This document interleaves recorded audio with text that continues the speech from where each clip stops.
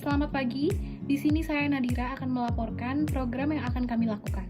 Untuk itu, saya telah terhubung dengan rekan saya yang ada di lapangan. Silakan, Anggi. Baik, terima kasih Nadira. Selamat pagi teman-teman, saya Anggi Diani Ratri bersama teman saya Nur Aliza. Di sini saya akan melaporkan mengenai overview lapangan yang akan menjadi lokasi pelaksanaan program. Untuk permasalahannya sendiri, apa yang membuat kalian melakukan program ini? Baik, untuk permasalahan yang akan menjadi acuan dari program kami akan disampaikan oleh teman saya yaitu Nur Aliza. Oke, terima kasih Anggi. Jadi di sini saya akan melaporkan mengenai permasalahan yang terjadi di tempat kami melaksanakan program. Bisa dilihat dari beberapa sampah-sampah yang berserakan di bawah saya, itu terlihat jelas bahwa orang membuang sampah secara sembarangan. Nah, jadi di sini kami melakukan program di mana kami akan memungut sampah-sampah ini dan dijadikan sebagai media di program kami. Untuk penjelasan program yang lebih detail, saya juga telah terhubung dengan rekan saya. Silakan Raka dan Dimas. Jadi, Human Centered Design adalah sebuah pendekatan kepada masyarakat melalui observasi atau pengamatan guna mengetahui apa yang sebenarnya dibutuhkan oleh masyarakat, sehingga kita dapat menciptakan ide-ide atau gagasan baru yang terwujud melalui sebuah program yang dapat bermanfaat bagi masyarakat secara berkelanjutan. Nah, program dari kita sendiri akan dijelaskan oleh Dimas. Baik, untuk permasalahan yang kami temukan di lingkungan adalah ketika kami turun di lapangan ke tempat-tempat car free day seperti di velodrome, banyak sekali orang yang setelah mereka menggunakan gelas plastik untuk membeli minuman, baik itu minuman segar ataupun minuman penambah energi, mereka hanya membuangnya begitu saja. Nah, hal seperti itu menimbulkan sampah yang menumpuk. Bayangkan saja apabila dalam satu kali kegiatan dapat menghasilkan sekitar 1 ton sampah. Dapat dibayangkan dalam beberapa tahun ke depan berapa banyak sampah yang ditimbulkan dari kegiatan yang seharusnya bertujuan untuk menciptakan lingkungan yang bersih polusi dan bersih dari sampah. Untuk itu kami berinisiatif dengan ide utama yaitu mengurangi sirkulasi sampah yang ada di masyarakat dengan cara kami menyortir sampah-sampah tersebut, kami menerima sampah-sampah tersebut dari masyarakat, kami cuci, kami olah, dan juga dalam hasil akhirnya akan kami ciptakan sebagai lukisan-lukisan kreatif yang kelak akan kami terapkan pada anak-anak atau orang-orang yang ingin berpartisipasi dalam program kami, di mana tujuan kami yaitu selain mengurangi sampah, kita juga mensosialisasikan kepada masyarakat bahwa pentingnya untuk menjaga lingkungan dengan cara mendaur ulang sampah tersebut, karena sampah plastik yang biasa kita gunakan itu masih dapat untuk dibuat prakarya-prakarya yang kreatif seperti lukisan, tempat pensil, dan lain-lain. Baik, perkenalkan nama saya Dimas Iza. Dalam program kami yang berjudul Meningkatkan Kreativitas Anak melalui kegiatan melukis di velodrome, saya berkontribusi dalam hal penggagas ide pada awal program ini dibuat. Pada awalnya 26 Februari 2020, kami berdiskusi secara kelompok menetapkan untuk program ini yaitu meningkatkan kemampuan motorik dan kreativitas anak melalui media permainan tradisional yang juga berfungsi sebagai penghilang kecanduan anak terhadap gadget dan juga mengenalkan budaya bangsa. Namun dikarenakan pertimbangan biaya dan penyelenggaraan program cukup rumit, akhirnya pada 28 Februari 2020 kelompok kami pun berdiskusi lagi dan akhirnya mengubah program kami yang asalnya mengenalkan permainan tradisional menjadi kegiatan mengasah kreativitas dengan cara melukis, dan media yang kita lakukan untuk kegiatan ini yaitu sampah plastik bekas yang biasanya banyak berceceran di velodrome.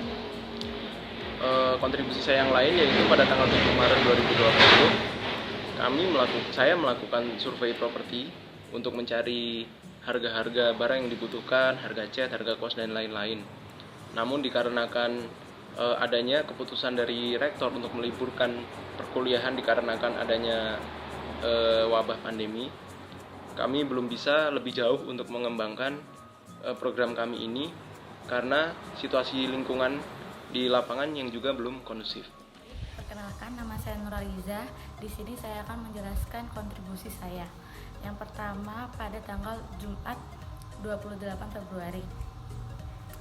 Nah, di situ saya melakukan diskusi kelompok dengan teman-teman saya di kelas mengenai pembicaraan kembali program apa yang akan dilaksanakan.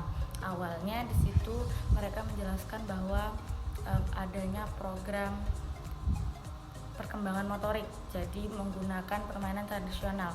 Namun di situ saya memiliki ide untuk mengubahnya, bagaimana jika menggunakan lukisan di kain polos sehingga anak bisa mengembangkan sisi kreativitasnya.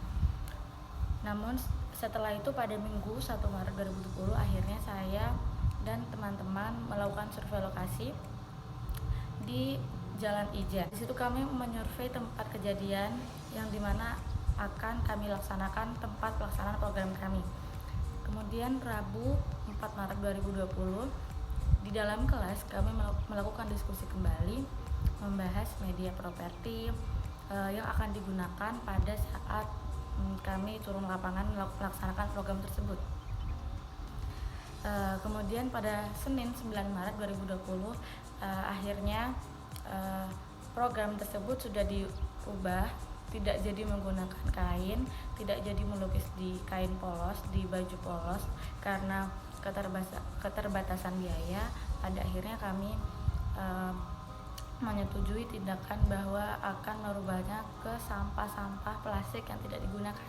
Nah, sampah-sampah plastik yang tidak digunakan ini kami fokuskan kepada botol plastik, botol bekas orang minum, botol jus, sehingga dengan permukaan yang polos di situ anak-anak akan mudah melukis seperti itu. Nah, selanjutnya pada Senin 9 Maret tersebut saya akhirnya mengumpulkan botol-botol plastik di sekitar FISIP, terutama di kantin FISIP dan di daerah sekitar FISIP tersebut. Saya memungutnya dan saya kumpulkan di satu plastik yang akhirnya saya cuci di kosan saya sendiri. Kemudian pada hari Minggu tanggal 15 Maret 2020 kami melakukan survei lokasi, saya dan Anggi khususnya melakukan survei ke lapangan di tempat yang baru karena keterbatasan di CFD itu kemungkinan besar yang datang hanyalah para remaja-remaja atau mahasiswa yang sedang melakukan aktivitas olahraga di sana, sehingga kemungkinan kecil untuk anak kecil datang ke sana. Tidak sebanyak tempat yang akan kami laksanakan program ini, yaitu di Velodrome. Di sana kami melakukan survei lapangan bersama Anggi, dan saya dan Anggi membuat laporan berbentuk video dengan konsep human design. Seperti itu. Terima kasih.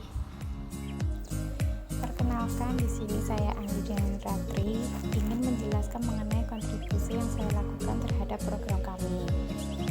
Yang pertama, tanggal 26 Februari kami melakukan diskusi bersama ibu dosen, yakni membahas mengenai tema dan prosedur mengenai program kami.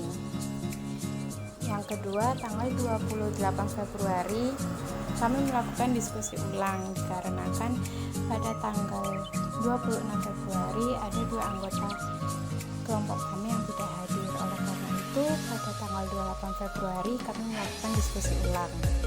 Lalu tanggal 1 Maret saya melakukan survei lokasi di mana tempat program kami akan dilaksanakan. Saya melakukan survei di Taman Velodrome pada hari Minggu.